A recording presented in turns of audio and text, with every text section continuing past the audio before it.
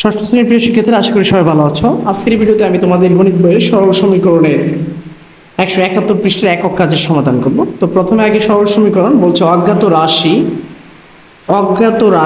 বা চলকের একঘাত বিশিষ্ট সমীকরণই হলো সরল সমীকরণ। অজ্ঞাত রাশি বা চলক, অজ্ঞাত রাশি হচ্ছে যেমন এক্স ওয়াই জেড, এগুলো হচ্ছে অজ্ঞাত রাশি বা এরকম চলকের একঘাত বিশিষ্ট সমীকরণ হলো সরল সমীকরণ।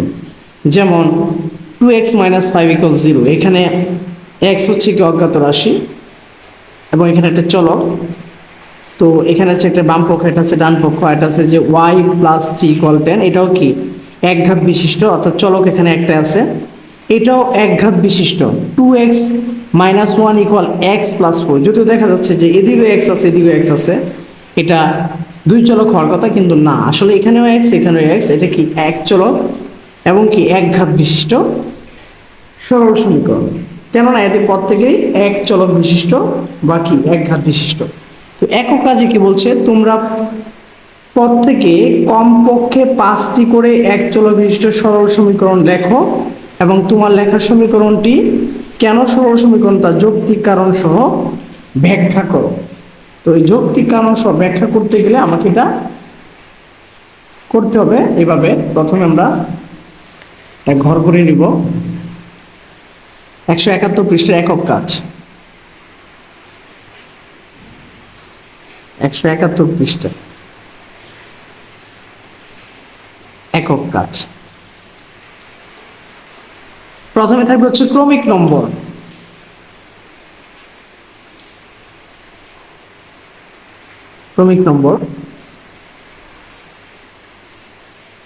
তারপরে ঘরে করবো হচ্ছে যে বীজগাণিতিক সমীকরণ।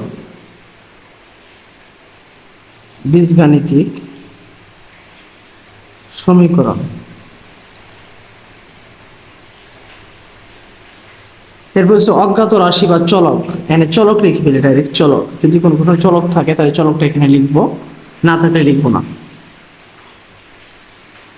এরপরে করে লিখবো হচ্ছে যৌক্তিক ব্যাখ্যা।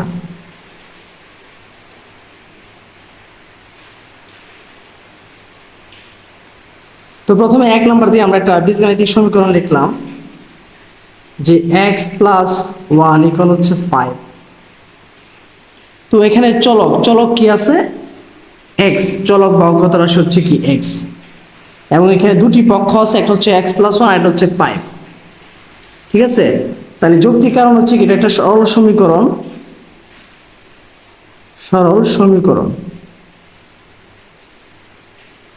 ঠিক আছে, কারণ এটি এক চলক বা একঘাত বিশিষ্ট। কারণ এটি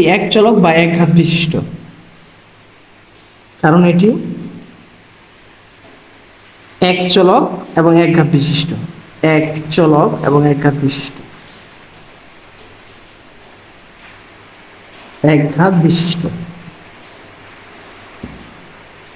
ঠিক আছে, এবার 2 নম্বর দিয়ে আমরা লিখতে পারি একটা সমীকরণ এরকম যে y + 3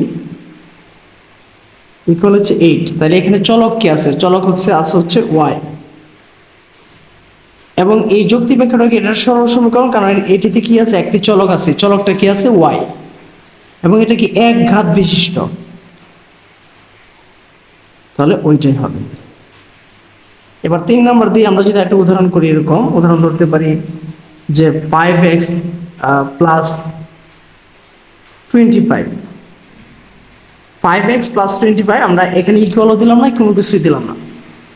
তাহলে এখানে এমনিতে চলক কি আছে x, এটা আমরা ঠিকই লিখবো, চলকটা ঠিকই লিখবো, কিন্তু যৌক্তিক ব্যাখ্যা যদি আমরা যাই, যে যৌক্তিক ব্যাখ্যার মধ্যে কি দিতে পারি, কারণ এই সরল সমীকরণ, কারণ এটি কি এক চলক বা একঘাত বিশিষ্ট, এখানে যদি এটা লিখি তাহলে কিন্তু এটা সমীকরণ হয় না, যদি এটা লিখি আমরা এইভাবে দিই =50, তাহলে কিন্তু এটা একটা সমীকরণ হয়, কারণ এই সমীকরণ এই কারণে, কারণ এটি এক চলক এবং কি একঘাত বিশিষ্ট।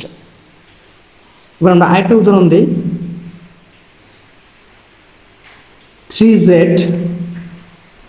3 = 0। এখানে চলক কি আছে z, এবং এটা একটা সমীকরণ, কারণ কি মাঝখানে সমান চিহ্ন আছে, দুটি পক্ষ আছে, কারণ এটা হচ্ছে এক চলক এবং জেড হচ্ছে কি একটা চলক, এক চলক এবং কি এক ঘাত বিশিষ্ট। সেম একইভাবে যদি আমরা এখানে আরেকটা সমীকরণ এভাবে লিখি যে 5y plus 2 equal 3y plus 12।